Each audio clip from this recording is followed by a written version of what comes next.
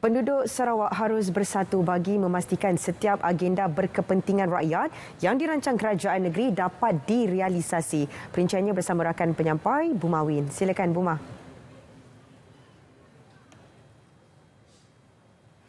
Baik, terima kasih Dia. Rakyat Sarawak dinasihat agar terus menyemai semangat perpaduan berbilang kaum dan agama bagi merealisasi impian ke arah menjadi sebuah negeri serta rakyat yang lebih maju menjelang tahun 2030. Dalam perutusan Aidilfitri 2023 yang di-Pertuan Negeri Sarawak, Tun Pehin Sri Abdul Taib Mahmud memberitahu kepelbagaian kaum dan agama ini bukan sahaja telah lama menjadi aspek keunikan di negeri ini, malah juga menjadi tunggak utama keharmonian sedia ada di Sarawak. Jelas beliau, penubuhan unit agama lain UNIFOR telah membuktikan Sarawak bukan sahaja menjaga kepentingan masyarakat Islam, malah juga yang bukan Islam sekaligus membolehkan rakyat di negeri ini turut sama dalam menyambut pelbagai perayaan dalam suasana aman damai. Keharmonian yang kita kecapi ini dapat dilihat melalui kerjasama yang erat antara semua kaum dalam kehidupan sehari-hari. Sama ada dari segi sosioekonomi, politik maupun dalam perkhidmatan awam kita. Justru saya berharap semangat perpaduan dan keharmonian rakyat Sarawak akan terus kita pelihara dengan cukup baik supaya dapat menuju kepada masyarakat yang senantiasa lebih maju, khasnya sampai menjelang tahun 2030. Dalam pada itu, Tun Pehin Sri Abdul Taib Mahmud juga menggesa agar rakyat terus bersatu di bawah kepimpinan Premier Sarawak, Datuk Patinggi Tan Sri Abang Johari Tun Openg, agar Sarawak terus melangkah maju ke hadapan bagi mencapai kemakmuran yang lebih mampan, khususnya menerusi strategi pembangunan pasca COVID-19 PCDS 2030. Strategi pembangunan pasca COVID-19 PCDS 2030 diyakini membolehkan Sarawak mempunyai keupayaan untuk terus berada pada landasan yang kukuh ke arah menjadi wilayah maju berpendapatan tinggi menjelang tahun 2030. Premier Datuk Patinggi Tan Sri Abang Johari Tun Openg menjelaskan impian Sarawak itu harus disokong oleh sumber modal insan yang terlatih dan berpengetahuan luas dengan sistem pendidikan bertaraf dunia kerana kekayaan sumber asli sahaja tidak menjamin kejayaan sepenuhnya. Pengalaman Singapura dan Jepun yang mampu menjadi sebuah kuasa ekonomi berpaksikan sumber manusianya walaupun tidak mempunyai sumber asli perlu dijadikan contoh dan dipelajari. Oleh itu, Sarawak di bawah kerajaan GPS akan terus memperkukuhkan sistem pendidikan negeri ini selaras dengan peruntukan Pasal 17 Intergovernmental Committee Report IGC yang memberi kuasa kepada Sarawak dan juga Sabah untuk menentukan dasar sistem pendidikannya sendiri walaupun pendidikan adalah perkara di bawah bidang kuasa Kerajaan Persekutuan. Kesungguhan Kerajaan Sarawak untuk melahirkan sumber modal insan yang disesuaikan dengan keperluan negeri dan bertaraf global boleh dilihat dengan cadangan pewujudan 5 buah sekolah antarabangsa yang menggunakan silibus Cambridge. Salah satu daripada sekolah tersebut telah beroperasi di Kuching.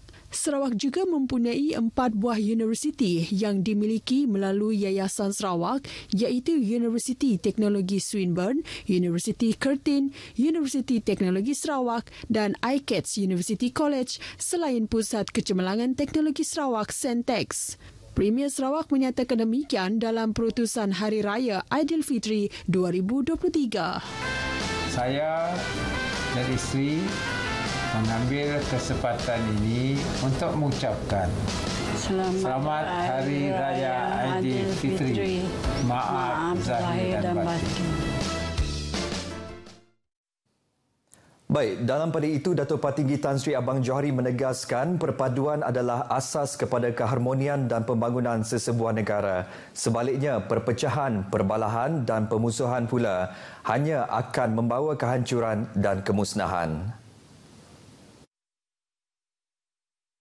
Oleh itu, marilah kita sama-sama memulakan langkah dengan merapatkan saf, bersatu padu, melupakan segala sengketa dan perselisihan faham walaupun kita berbeza dalam banyak perkara dan berusaha untuk bangkit semula menjadi umat yang kuat, bermaruah dan bermatlamat demi kepentingan agama dan Ibu Pertiwi.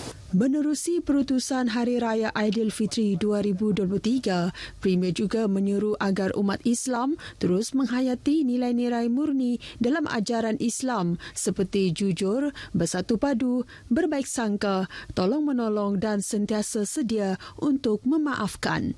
Sementara itu, beliau berkata Sarawak menyambut baik Belanjawan 2023 yang dibentangkan oleh Perdana Menteri Datuk Seri Anwar Ibrahim pada Februari lepas, termasuk peruntukan RM5.6 bilion kepada negeri ini dan akan menggunakan jumlah yang disalurkan dengan sebaik-baiknya. Walaupun jumlahnya, peruntukan ini tidak mencukupi, tetapi kita harus menggunakan jumlah yang disalurkan dengan sebaik-baiknya untuk memberi keselesaan kepada rakyat. Dengan pendapatan negeri yang dijangka terus meningkat, Kerajaan Sarawak turut akan meneruskan pembinaan jalan-jalan raya dan melengkapkan pembangunan utiliti seperti bekalan elektrik dan air di kawasan luar bandar. Beliau turut mengumumkan Kerajaan Sarawak telah memutuskan untuk meneruskan pemberian bantuan khas Sarawak Kusayang BKSS pada diskaun bil elektrik sebanyak 5 hingga 25% untuk pengguna domestik, komersial dan industri bagi 6 bulan pertama tahun ini melibatkan kos berjumlah RM200 juta. Ini merupakan tambahan kepada RM6.7 bilion yang telah disalurkan menerusi pakej BKSS 1.0 hingga 9.0. Saudara, susulan kemunculan 6 kes varian baru COVID-19 XBB1.16 atau Arcturus, Sarawak mengeluarkan beberapa prosedur operasi standard SOP bagi solat sunat Aidilfitri. Timbalan Menteri Utiliti dan Komunikasi Datuk Dr. Abdul Rahman Junadi berkata SOP itu termasuk membawa sejadah dan memakai pelitup separuh muka. Bagaimanapun, penjarakan sosial belum lagi dikuatkuasakan setakat ini. Namun kan meningkat setiap hari lah, dan bukan saja di Sarawak, malah di seluruh negara. Pada masa yang sama juga didapati varian-varian baru yang telah ditemukan oleh Kementerian Kesihatan Malaysia. Ketika ditemui RTM pada majlis mencerap anak bulan Syawal di Teluk Bandung, Santubong, jelas beliau SOP terbabit dikeluarkan bagi membendung penularan wabak yang sebelum ini telah mengancam kesihatan manusia di seluruh dunia. Turut hadir pada majlis itu ialah Mufti Negeri Sarawak Sahibu Samah Datuk Kipli Yassin, Setiausaha Kerajaan Negeri Datuk Amar Muhammad Abu Bakar Marzuki dan Yang di-Pertua Majlis Islam Sarawak Datuk Misnu Taha. Jabatan Bomba dan Penyelamat Malaysia JBPM Sarawak mengingatkan orang ramai supaya mengutamakan aspek keselamatan kebakaran pada musim perayaan Aidilfitri ini. Pengarahnya Datuk Khairuddin Rahman berkata langkah-langkah pencegahan kebakaran yang perlu diberi perhatian adalah berkaitan dengan sindrom 3L iaitu lupa, lalai dan leka. Advokasi kita pada kali ini adalah untuk kita mengingatkan kepada masyarakat kaitan pentingnya langkah-langkah pencegahan di mana sindrom 3L, lupa, lalai, leka perlu diberi perhatian oleh masyarakat komuniti negeri Sarawak. Ini penting untuk kita mengelak tragedi kebakaran daripada berlaku di premis kita. Beliau juga menasihatkan orang ramai supaya menggunakan peralatan elektrik secara bijak selain sentiasa peka terhadap aktiviti memasak yang memerlukan pengawasan. Dalam pada itu, Datuk Khairuddin juga menyarankan masyarakat supaya melengkapi kediaman mereka dengan alat pemadam api mudah alih. Jelas beliau, penggunaan alat pemadam api mudah alih penting semasa berlaku kecemasan untuk memadam kebakaran di peringkat awal. Khairuddin menyatakan demikian dalam rakaman video berkaitan advokasi keselamatan kebakaran pada musim perayaan.